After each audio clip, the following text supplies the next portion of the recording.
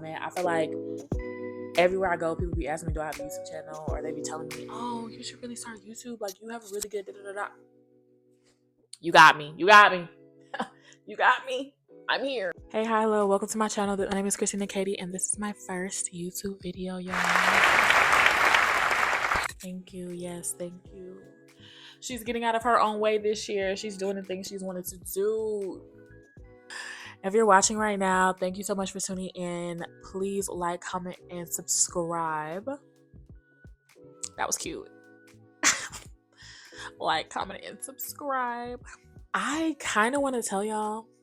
I was going to tell you a little bit about me. Should we just yap a little bit? I don't know why I'm so nervous. Like, it's just y'all. We kind of locked in already, I think. I kind of had a quarter life crisis. Let me tell y'all something. That frontal lobe stuff is so real. Anybody will tell you it's something about once that frontal lobe stops developing, it's like the colors are now vibrant. You can see everything. Everything is different. What you thought was cool is no longer cool. What you thought was gonna fly, you ain't trying to have that in your life. Something about that quarter life crisis, something about that frontal lobe developing is gonna set you straight, babe. And when I say it yoke me up, it yoke me up, okay? Grab me by the collar. Have me reeling. I don't know. So I currently live in Atlanta, Georgia, but I definitely went through a quarter life crisis, and that's what brought me here. I moved to New York literally 2 weeks after graduating college. That was insane.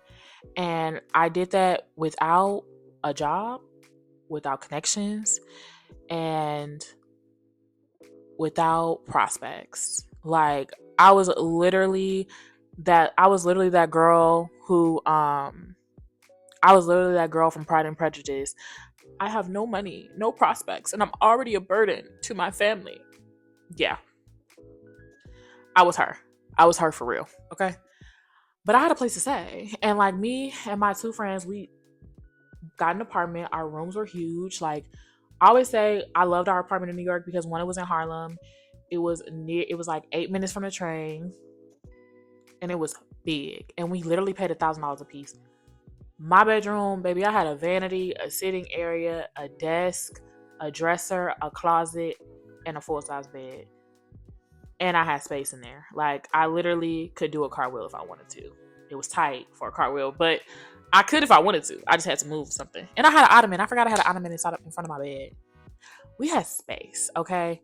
And one of my roommates had a couch in their room. So I loved our apartment, but I don't know. Like, I just had faith that God was going to provide and that everything was going to work out. So I just moved. And I'm in fashion, and fashion has always been my like goal to get into the fashion industry. So when I first moved, I literally hit the ground running. Like, of course, I had that little window of time where I was kind of down on myself because anybody who knows this, after you graduate college, you go through that real like down period where it's like, why isn't everything working out as you thought it would be? Should I go back to school? But when I moved to New York and everybody had like, it seemed like everybody had everything together, and I was just like, dang, should I just really have uprooted my life and moved here? You don't got nothing together, girl. Like, you don't got no job. So I went through that period, but I started working with a brand house. I'm not going to name them, but I started working with the brand house as an intern, a fashion intern. And anybody who knows anything, when you start in the fashion industry, you start at the very, very bottom, babe. Like, you're doing the grunt work. You have to do the grunt work. You have to put in the time. You're going to do the things that nobody wants to do. Baby, I was in there I was shipping orders. I was going fabric shopping. I was going to I was running errands for the owner and the founder. Girl, one time she sent me to Abercrombie. One time she sent me to Anthropologie in the winter to go get her a specific candle because she wasn't feeling good, and that's the candle she wanted. She ate that. She really ate that. Mind you, on my way there, I got splashed with icy cold water by a car speeding past, drenched my pants, and I just had to keep going because I had to get her this candle. Ridiculous. But yeah, you have to do the grunt work. Like, I was running the errands, I was packing for photo shoots, unpacking for photo shoots, steaming, doing all those things, wrangling models. But I will say, like, my time with that fashion house was, you could never replace that. It will always be a core memory for me. Honestly, one of my first like big fashion I'm in New York moments was like kind of iconic. She like randomly came up to me one day and was like, "What are you doing tomorrow?" I'm like, "Girl, I'm here." "What you mean? Am I fired?" And she was like, "No, I need you to go to Canada because we have a shoot and I can't go. The other girl is already there, but I need two people and I need all this stuff to go with you." She packs up this suitcase full of samples, puts me in an Uber, sends me home, sends me a plane ticket in my email, and I have to get on a flight at 7 a.m. and go to Canada. She's like, "Oh yeah, just take an Uber to this location. This is the set. A stylist will meet you there. The girl will meet you there. The photographer will meet you there. Everything will be perfect." I'm like, "Cool, yeah, girl. Don't gotta tell me twice." So I'm thinking it's gonna be chill. We get there. It is odd, to say the least. Everybody was very nice, but we were shooting in a home, and Canada is just different. We were shooting in a carriage house. So basically, I had to wait in the photographer's apartment with the other girl by ourselves. So we're just sitting ducks. I don't know these people, they don't know me. We have to wait in this photographer's apartment as he does whatever. And we get down to the set inside the carriage house, and I was told that a stylist will be here. So we're unpacking everything. We're making sure we have all the items. And he comes up to us and he's like, "Has anybody ever styled before?" I'm like, "Yeah, I style sometimes. Like, I've styled in college. I've styled for my friends. I've styled for shoots, like low key stuff, nothing professional." He was like, "Great. You're going to be the stylist today." What? That's not, I didn't, what, huh? So I literally was so confused. I'm like, "I'm sorry, is the price going up on a Tuesday? What's going on?" Baby, I don't know what. I looked at the other girl and she was just like, so I said, I put on my big girl panties and I went through everything we had. We were sent to the site with samples. So we had the garments, but we were just told that somebody else was going to come and handle it. So the ball was in my court. I ended up styling the entire lookbook for that season. Everything came out, in my opinion, great. The pictures came out great. They were used for the entire season on socials, on the website, all those things. Now, when I got back, the feedback was not 100%. I will say the feedback was not great. Honestly, you would have thought you would have thought I ruined the whole thing. You would have thought I wasted all her money. The pictures came out horrible. They were unusable. The words that were actually used were, "These are not usable." You would have thought all that was happening. But baby, don't you know, when I looked on that website, guess what pictures were there? When I looked on the socials, guess what pictures were there?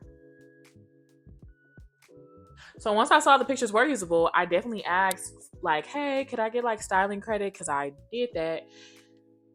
I will say it was a gag. She was like, "That's a little presumptuous of you. Styling is not just pulling garments out of a suitcase and putting it on somebody, sweetie. That you might want to slow your roll." She said, "Slow your roll, sister." Now, I will say I didn't mind that. And I will say, if you're getting into fashion, you need to be able to stomach moments like that. You're going to have to stand up for yourself. You're going to have to like ask for what you want, and you will be told no. It is not personal. It is not a personal attack. I still don't feel a way about that. It was a gag for sure. But yeah, styling is a lot more than pulling out items from a bag and putting it on a model. It just is. So I gave it to her, even though aesthetically, I ate that shoot. I don't care what nobody say. Everybody who's ever seen those pictures says 10 out of 10. It just fit so well. So I don't know. I will always be proud of that moment, and I will always be like really thankful for that opportunity, because even though I didn't get the credit, and even though I wasn't able to like technically use the pictures, forever will be thankful that I was like even put in the position to do that. So after leaving that brand house, I ended up at a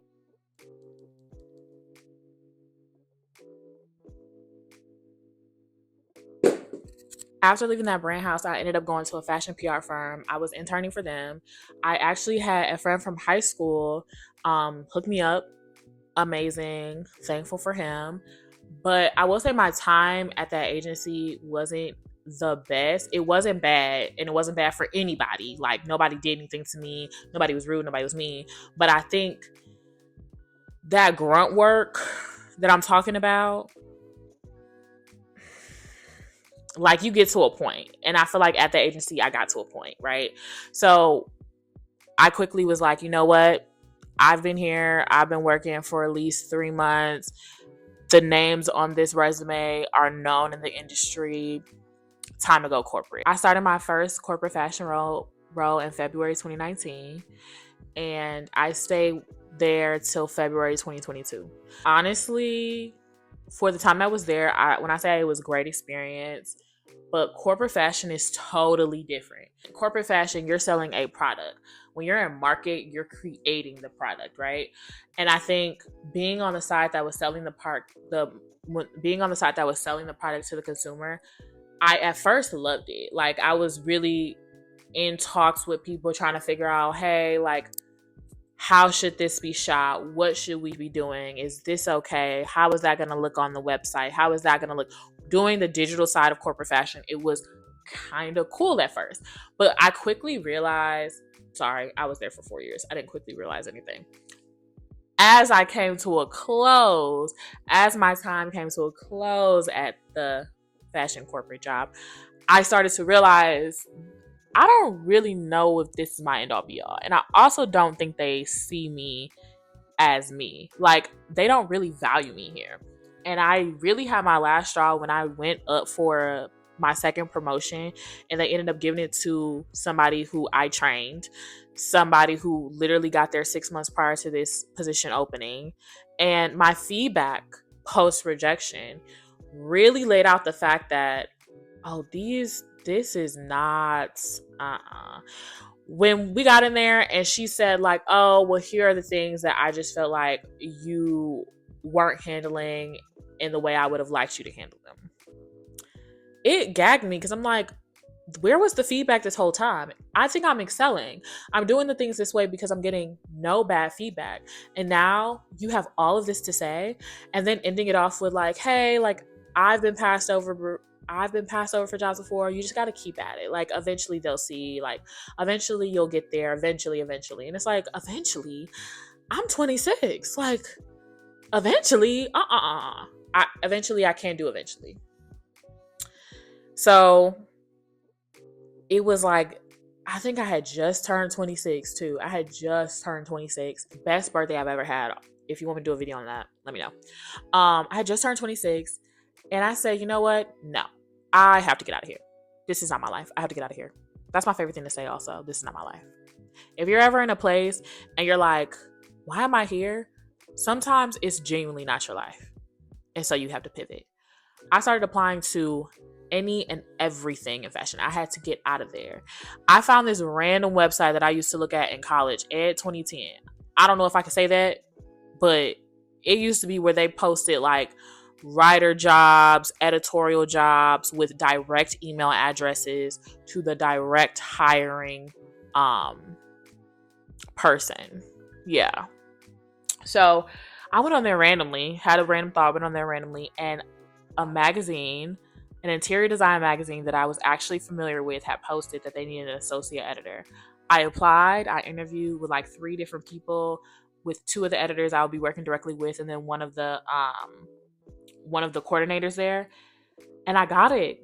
I literally got it. The only caveat was it was a temp to perm position. Now, temp to perm, if you know, you know, there's a potential for all things to happen there, but you are essentially working with the presumption that at the end of your contract, you will be hired on for full time. No guarantee, but it is presumed they will keep you. I literally left this corporate fashion job and said, I don't even think I stayed for the 2 weeks. I think I gave them my 2 week notice, and then I literally got sick, and they were just like not interested in hearing that, and they didn't really like give a crap that I was sick, and they were like, "Well, you need to come in. We need to do this." I was like, you know what? I'm not leaving in 2 weeks anymore. I'm leaving in 2 days because I don't actually have to be there. Because what are you gonna do about it? Mm-mm. It was getting real nasty around there, and so I left. I did. I had to go. I had to go. I did it. I did it. And when I left and I went over to the magazine, I actually was shocked. I was shocked at how fulfilled I was and how quickly I was fulfilled.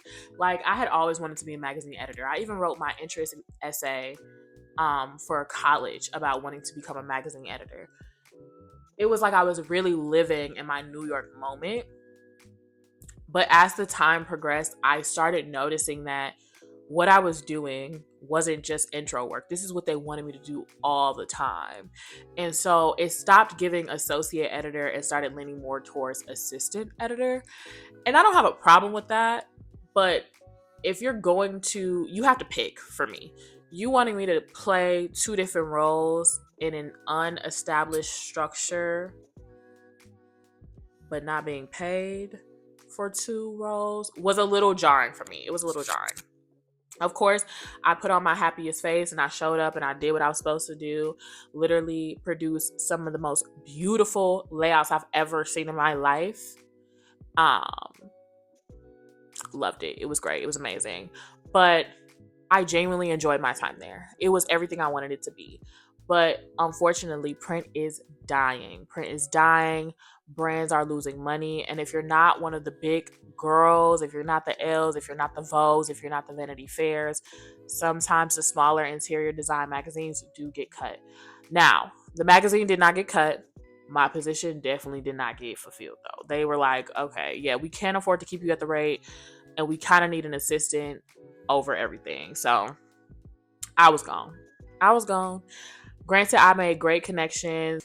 One of my bosses was super like helpful in trying to like help me secure another position, all those things. But like the market was just really hard when it ended. The market was really hard when this role ended, and I really had to sit with myself and figure out what I wanted to do and how I wanted my life to look. Career-wise, I was confused. I'm not gonna lie. Career-wise, I loved my time at the magazine, but was that something I saw for myself full time? And in what capacity? Like, it was like market was more my speed. I really enjoyed market. I really enjoyed producing photo shoots. I really enjoyed creating the look of the photo shoot, styling the photo shoot, putting the things in the shoot. I enjoy all those things, but what role was that, right? And so I went through interviews, I went through the processes, and I noticed that a lot of the girls wanted somebody to come in entry. They just did. And I didn't know if I wanted to take such a step back at that point in my career. So I sat and I kind of waited, and I started thinking, like, is this my life? And I didn't really have a solid answer anymore. So things started to shift in my everyday. And it got to the point where my other roommates were talking about, they kind of didn't really like what was going on either. Like, not with their careers and stuff. Well, one of them didn't like what they were doing with their careers, but like where we were, like, we have been in this apartment for 5 years. It's kind of time for a change. So all this is kind of happening around the same time. And at that point, my sister randomly got a promotion and moved to Atlanta. And I was like, I like Atlanta. I could see myself living there. I'm not gonna lie, you know how you go on vacation or you go somewhere and you're like, I could live here? Yeah, that's low-key what fueled it. I had me a few nights and times in Atlanta, and I was like, I could live here.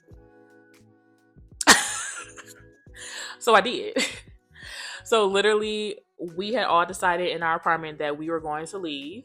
And I was like, I guess I'm going to go to Atlanta. And like a week after my 27th birthday, I packed up my little life into 5 boxes, 3 suitcases, shipped everything. And I got on a plane and I moved to Atlanta. Again, no job, no prospects, 27 years old. I was genuinely the girl in Pride and Prejudice ridiculous. But I had a place to stay, and that's all that matters. My sister had moved 4 months prior, but she had a 1 bedroom, so that was just not gonna work.